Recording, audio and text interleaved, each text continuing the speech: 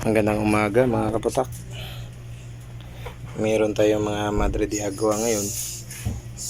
Ang gagawin natin,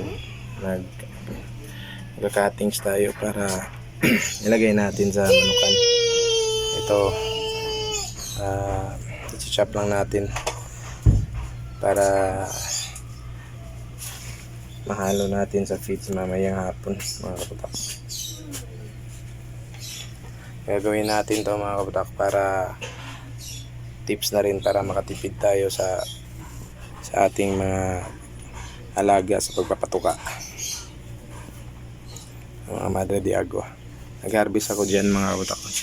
Dyan lang. Meron akong apat na puno dyan ng Madre de Agua. Kaya mga kaputak ko, soon mga yan, lalagay natin sa tubig para lumabas yung gamot, tsaka ita-transfer natin sa range para doon na tayo mag-harvest. Okay mga kaputak ko. Okay.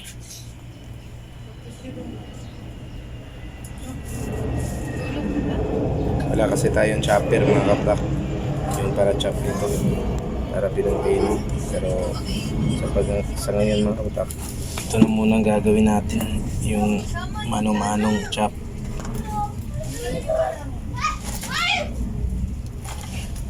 Para sa ating mga alaga.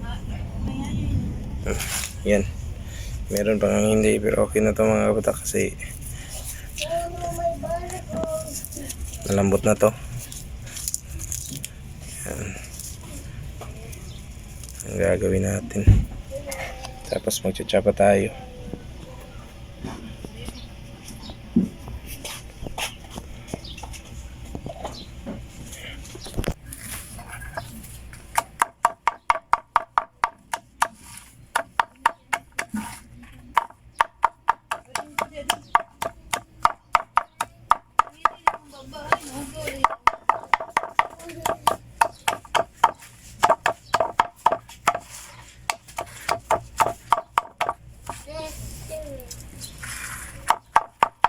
Paraan na dito mga kaputak. Paraan na din to mga kaputak para maparami natin yung pagpapatuka.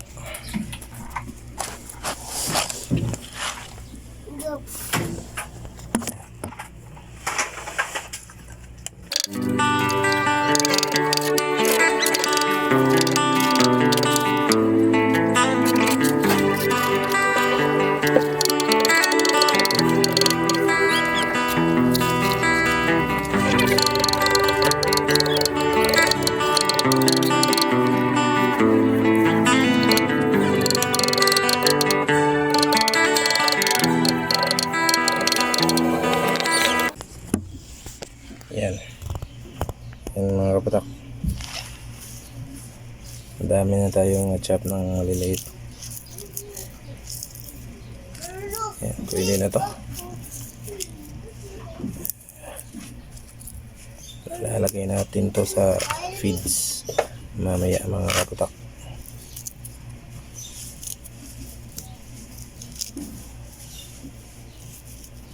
Yan. Ito yung mga paraan na ginagamit ko para makatipid kasi mahal ng patuka ngayon mga kaputak. Makakalis tayo pag ganito. Ganito mga kaputak.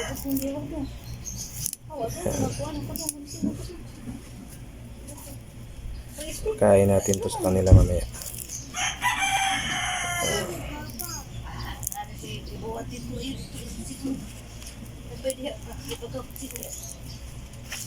Yan.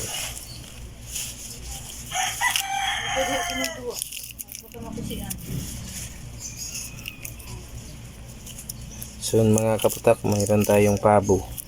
Gustong gusto ng mga pabo to. Madre de Agua.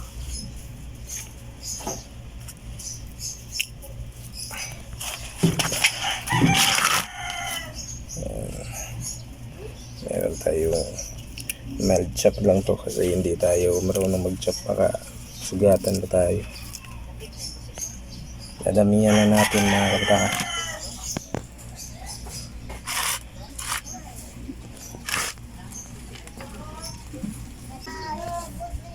Ayan, dami na.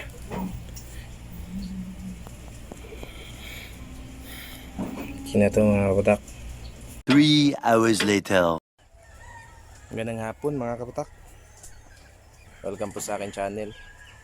Ngayon po nandito na tayo sa ating free range. Dala-dala natin yung ating patoka. Papakita ko sa inyo mga kabatak. Ito yun. Ayan. Subukan natin ganitong patoka mga kabatak kung magugustuhan ba ng ating mga alaga.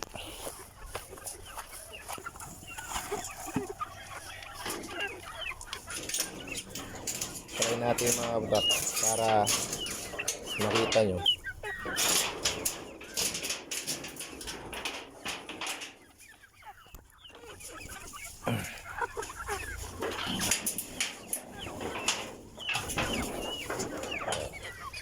Yan mga kabatak.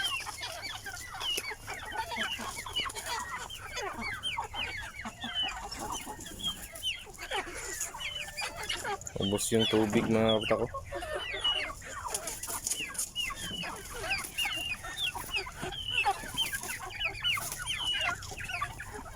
Sira yung tubigan. Lagyan natin mga kapatak. Papatoka tayo. Magugustuhan ba ng ating mga heritage chickens, yung ating mga bagong mix ngayon. Usually mga kapatak, yung pinapatoka ko sa kanila is yung Madre de Agua lang. Yung sanga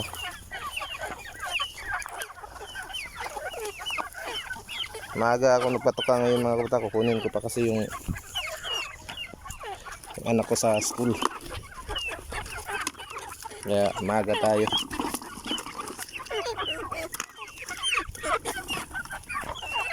Tignan natin kung magugustuhan ba nila. Tignan mo naman mga kabatak.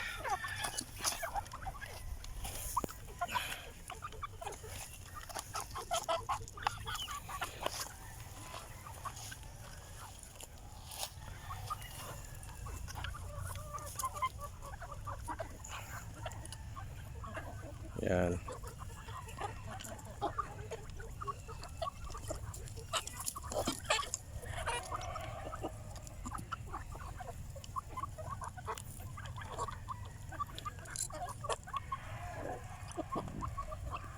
So itong paraan mga kapatak para makakatipid tayo sa feeds. Kasi sobrang mahal ng feeds ngayon. Ngayon ang ginawa ko, minix ko ng Madre de Agua yung mga chinap ko kanina. Tapos yung feeds nila, meron yang malunggay din mga kapatak. Lagyan ko rin yan ng malunggay na dinurog ko.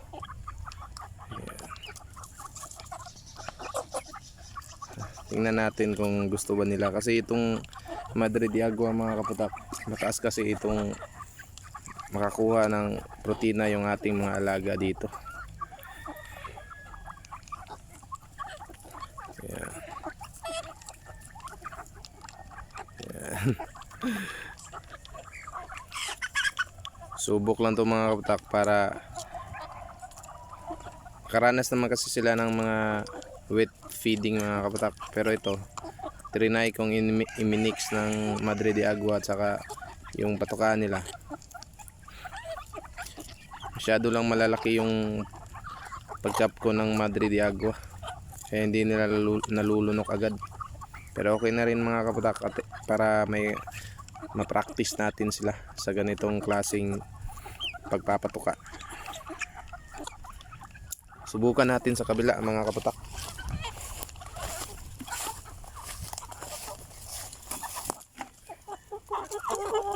Kung magugustuhan ba ng mga heritage natin na malalaki.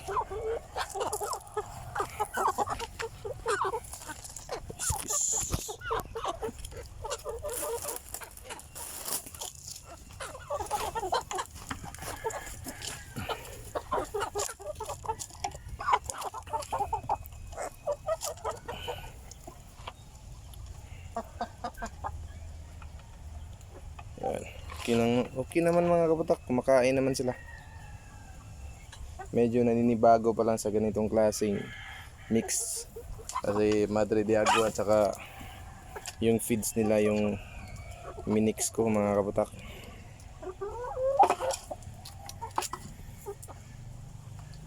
Sayang yung patubigan mga kabatak ko, nabasag kahapon.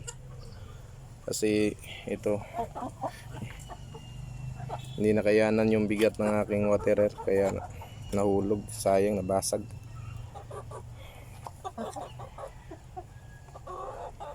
Kumakain naman sila mga kabatak.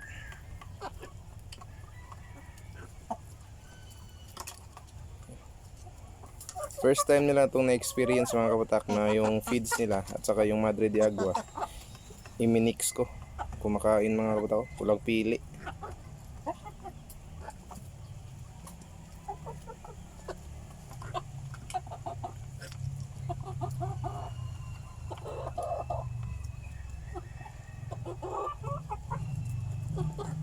Kagandahan kasi ng ganito mga kabatak, meron ng mataas na protein level tong Madre de Agua natin.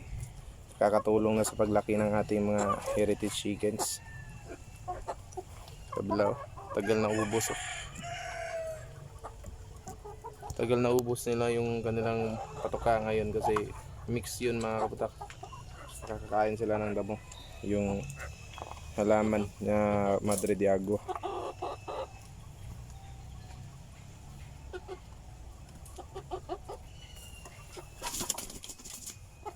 Malaki na to mga kabatak ko. Soon mangiitlog na tong ating Rhode Island.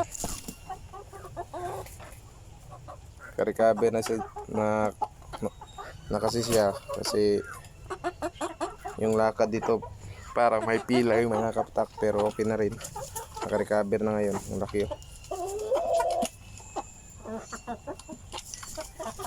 Yung mixture natin mga kabatak.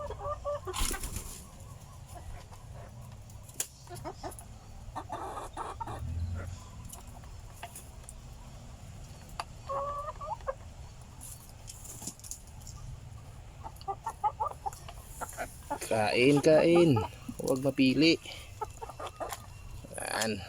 Subukan natin mga kapatak yung mga paraan na ito para makasave tayo, makalis tayo sa mga patuka.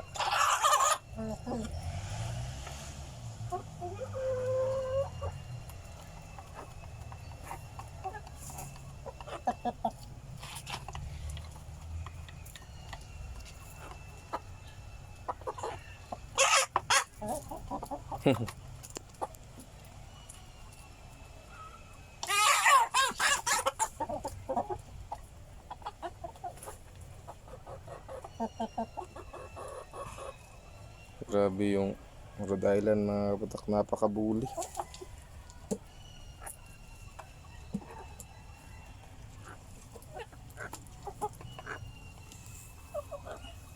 Maigi naman ito mga kapatak para makasave tayo, pero sa tingin ko mga kapatak, kung palagi naman ganito, baka hindi na magugustuhan ng ating mga alaga. Pero sa tingin ko naman mga kapatak ko, ito lang dominant blue ko yung may gusto ng ganitong mixture. Kasi kumakain Madre de Agua, yung malunggay, tsaka itong mix natin ng feeds. Yun, bully talaga nito. Meron pa mga kapatak, ang dami mga kapatak. Lagay pa natin dun sa kabila. May matagal na ubos mga kapatak. Kasi first time nilang nakaranas ng ganitong mixture mga kapatak. Sinubukan kong ganitong mixture.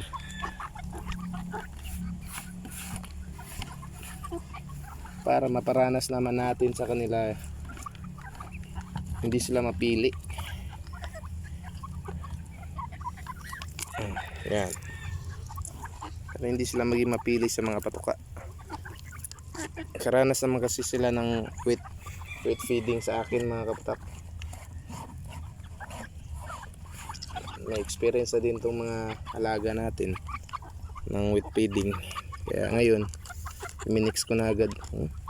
Minix ko na agad dito ng Madre de Agua. Yan.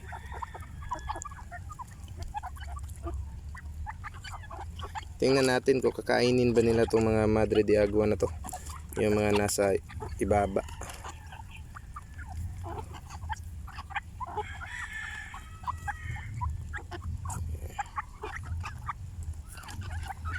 Yun lang mga kapatak. Yun lang mga kapatak. Happy farming po sa lahat. God bless you all.